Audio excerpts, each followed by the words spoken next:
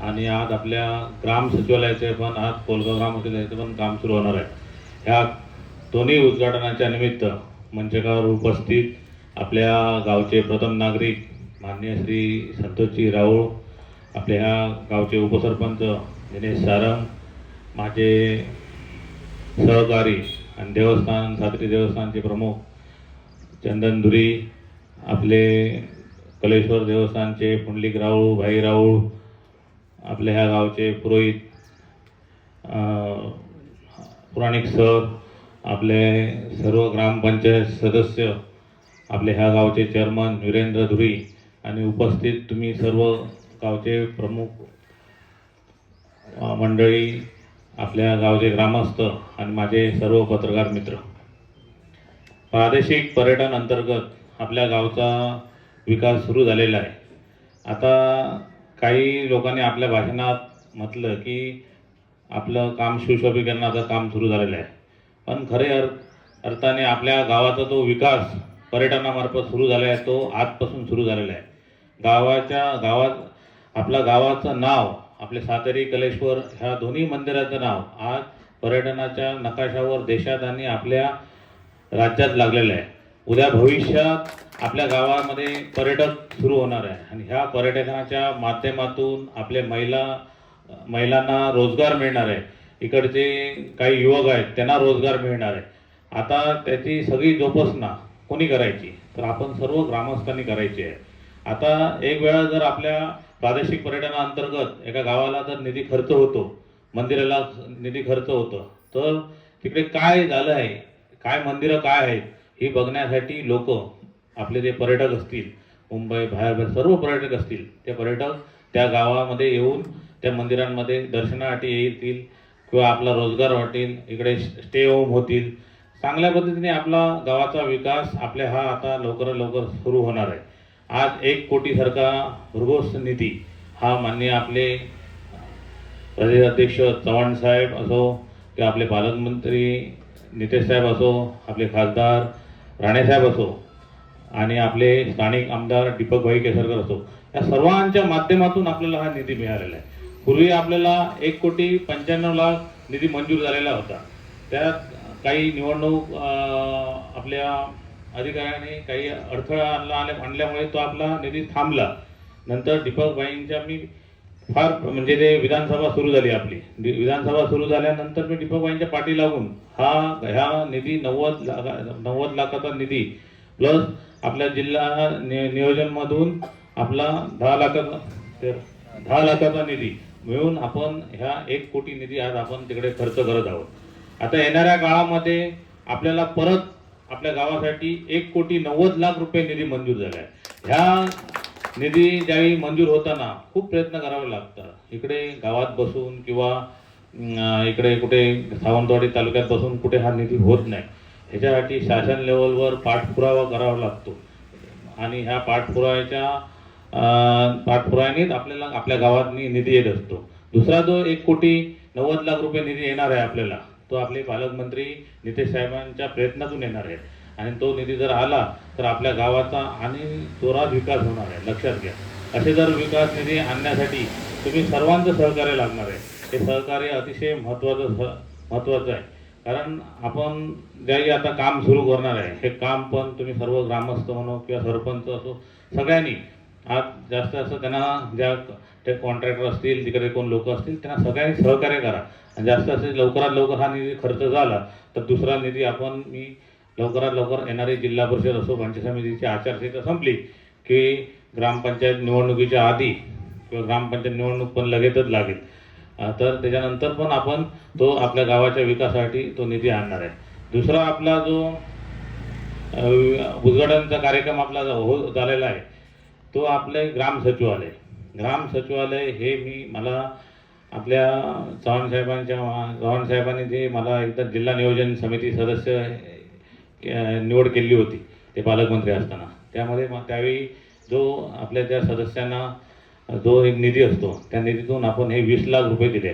फक्त 20 लाखाची ग्रामपंचायत होणार नाही, तुम्ही एक लक्षात घ्या, ही ग्रामपंचायत किमान 1 कोटीच्या आसपास ग्रामपंचायत होणार आहे। कारण ह्या ग्रामपंचायतीमध्ये सगळी आपल्या कार्यालय आहेत, पोस्ट ऑफिस असो, कृषी असो, आरोग्य असो, महिलांसाठी सुविधा असो, सगळी सुविधा ह्या कोलगाव ग्रामपंचायती ही एकाच जागेवर, तलाठी कार्यालय असो, सर्कलांचं कार्यालय असो, एकाच कार्यालयामध्ये ती येणार आहे. त्यामुळे तुम्ही सर्वांनी जो ग्राम सचिवालय आणि आपला जो प्रादेशिक पर्यटन हा निधी मंजूर करण्यासाठी जी मला तुम्ही आज ताकद दिली त्याबद्दल मी असा वाढी नसणार की तिकडे आपला रस्ता झाला नाही. सगळीकडे आज रस्ता झालेला आहे. आता पण ह्या 2 दिवसामध्ये आम्ही जवळपास इकडे 1.5 ते 2 कोटी रुपयाची रस्त्याची कामांची उद्घाटन करणार आहोत. गेल्या वर्षी आम्ही जवळपास शासन लेवलवर 2 मोठी ब्रिज बांधलेले आहेत आणि आपल्या मुख्यमंत्री सडक योजनेअंतर्गत रस्ते पण आपण तयार केलेले आहेत. म्हणून सरपंचांच्या काळामध्ये सरपंचांनी 5 वर्ष किंवा उपसरपंचांनी किंवा ह्या सर्व ग्रामपंचायत बॉडीनी आपण सर्वांनी निवडून दिली आहे. ह्या ग्रामपंचायतींनी चांगल्या पद्धतीने कोट्यावधी रुपयाचा निधी आपल्या गावाच्या विकासासाठी आपला आणलेला आहे. त्यामुळे त्यांचं पण मी अभिनंदन करतो, कारण ते म्हणतात की माझा आता 1 महिना कालावधी आहे. केव्हाही राजकीय व्यक्तीला कालावधी नसतो, आपण चालत राहावं असतं. आता बघा 2005 नंतर 2000 मधल्या कालावधीमध्ये मी पंचायत समितीला गेलो, दुसऱ्या कालावधीमध्ये मी पंचायत समितीला गेलो, परत काही अडथळे आले, कोरोना काळ आला, इलेक्शन थांबलं जिल्हा परिषदचं. आम्ही 11 वर्ष आम्ही लोकांमध्ये सेवेमध्ये राहिलो आणि या सेवेमध्ये राहून थांबलो नाही, आम्ही लोकांची कामं करत राहिलो. तसंच पण तुम्हाला सांगतो सगळ्यांना, जे आता तुम्ही पुढे म्हणतात 1 महिना आल्यानंतर पुढे तुमचं राजकीय करिअर खूप मोठं आहे, कारण तुम्ही ह्या पार्टीचे मंडल अध्यक्ष आहात. कारण हा पार्टीने तुम्हाला एवढी मोठी जबाबदारी दिलेली आहे की तुम्ही ह्या भागाचे नेतृत्व करत आहात पक्षाचं, आणि हे पक्षाचं नेतृत्व करत असताना ह्या सगळ्या तुमच्या ताब्यामध्ये असलेली सर्व जिल्हा परिषद आहेत हे तुम्हाला निवडून आणायचे आहेत. ह्याकडे पण तुम्ही जास्त लक्ष द्या. आज हे आपले लोक आपल्या बरोबर असतील. राजकारणात भरपूर उलटापलट होत असतात, त्यामुळे आपण त्या राजकारणाच्या त्या उलटापलटकडे आपण न लक्ष देता गावांमध्ये जाऊन लोकांमध्ये जाऊन आपण काम केलं पाहिजे. कारण मी गावडेसाहेब नेहमी मी लोकांमध्ये असतो, लक्षात घ्या. कारण मी केव्हाही कुठल्याही व्यासपीठावर, कुठल्याही स्टेजवर, कुठल्याही पत्रकार परिषदमध्ये केव्हाही कुठेही नसतो, पण मी लोकांमध्ये असतो. त्यामुळे लोक माझ्याबरोबर जोडलेले आहेत. राहिला विषय, मी खूप जिद्दी आहे, मी चिडत नाही, मी जिद्दी आहे, लक्षात घ्या. जिद्द पकडली की मी काम करतो, लक्षात घ्या. फक्त मला मनात आलं पाहिजे, हे केलंच पाहिजे गावासाठी, हे केलंच पाहिजे गावडे साहेबांसाठी, हे केलंच पाहिजे लोकांसाठी, तर मी नक्कीच मी पाठपुरावा करून मी त्या मागे असतो. म्हणून काही लोकांना असं वाटतं मी चिडखोर आहे, चिडखोर नाही. मी जिद्दी असल्यामुळे जिद्दी माणूसच चिडतो, लक्षात घ्या. आणि चिडणारा माणूसच खरा असतो, लक्षात आलं. त्यामुळे जे माणूस चिडत नाही, ते माणूस गप्प असतात, ते कोणाचं काही काम करत नाही, ते आपल्यामध्ये सगळे गुंतलेले असतात, लक्षात घ्या. ते काही आम्ही केव्हाही आपलं पाहिलं नाही. त्यामुळे मी येणाऱ्या काळामध्ये लोक पण मला सहकार्य करतील, आपल्या पक्षाला सहकार्य करतील. येणारी जी ग्रामपंचायत आहे, ग्रामपंचायत उद्घाटनला पण इकडे भारतीय जनता पार्टीचा विचाराचाच सरपंच बसणार आहे. येणाऱ्या जिल्हा परिषदमध्ये पण इकडे भारतीय जनता पार्टीचा विचाराचाच इकडे जिल्हा परिषद सदस्य होणार आहे. इकडे येणाऱ्या पंचायत समितीमध्ये भारतीय जनता पार्टीच्या विचाराचाच इकडे जिल्हा पंचायत समिती सदस्य होणार आहे. सर्वजण जर भारतीय जनता पार्टीच्या पाठीमागे जर ठामपणे उभे राहिले तर आमचे बघा 3 नेते आहेत, ते आमच्या पाठीशी ठामपणे आहेत. चव्हाण साहेब आहेत, राणे साहेब आहेत, नितेश साहेब आहेत, आणि आम्ही त्यांना महायुतीमधून निवडून दिलेले आपले स्थानिक आमदार दीपकभाई पण माझ्याबरोबर आहे, सोबत आहे. त्यामुळे सगळ्यांनी आपण जर एकत्र काम केलं तर गावाचा विकासासाठी खूप अजून काय करू शकतो. मग आपण हा आपला जो प्रादेशिक पर्यटन हा विषय आहे, चंदन दुरी साहेब किंवा आपले फुंडलीजी, की आपण जास्त हे प्रादेशिक पर्यटनाचा कसा फायदा करावा. कारण मी ह्या मधल्या काळामध्ये तुम्हाला काही सांगितलं नाही. प्रादेशिक पर्यटन म्हणजे काय, प्रादेशिक पर्यटन म्हणजे हा विषय आहे, लक्षात घ्या. आता आपला गाव पर्यटनाच्या नकाशावर आलेला आहे, लक्षात घ्या. त्यामुळे आपण जास्त सध्या पर्यटनावर आपण जास्त लक्ष देऊया. रोजगाराकडे जास्त लक्ष देऊया. महिलांना सक्षम करण्यासाठी जास्त लक्ष देऊया. कारण जिल्हा बँकेच्या माध्यमातून मी तुम्हाला भरपूर कर्ज स्वरूपाची मदत करू शकतो. आता आपल्या काही शासनाच्या योजना असतील त्या योजनेमार्फत मी मदत करू शकतो.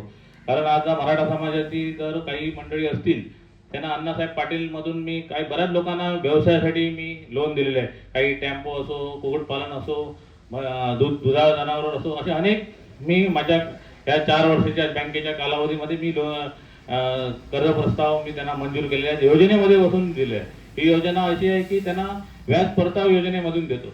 आता शामराव पेजेमधून ओबीसी माणसं असतील, इतर अजून कोण लोक असतील, CMEGP असतील किंवा आपल्या PMEGP मधून असेल, अनेक योजनेअंतर्गत मी आमच्या ह्या मतदारसंघाच्या म्हणा किंवा सावंतवाडी तालुक्यामध्ये किंवा ह्या विधानसभा किंवा संपूर्ण जे जे माझ्याकडे लोक येतील त्यांना मी कर्ज म्हणून दिलं नाही, पण कुठल्या तरी योजनेमधून मी बसून त्यांना दिलेलं आहे.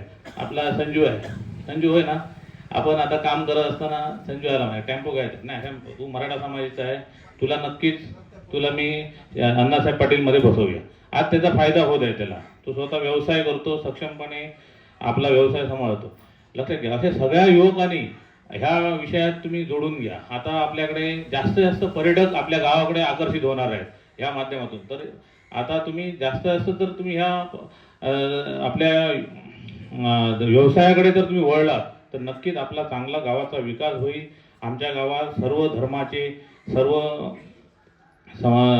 जाती समाजाचे सगळे लोक आहेत, सगळे आपण एक म्हणून आपण ह्या गावात काम करत आहोत. तसेच आपला गावाचा एकोपा राहून दे हीच मी आपल्या सातेरी कलेश्वर देवतांकडे मी नम्रपणे प्रार्थना करतो. आणि पुढील वाटचालीसाठी सरपंच असो किंवा आपले उपसरपंच असो किंवा सर्वांना लोकांना मी शुभेच्छा देतो.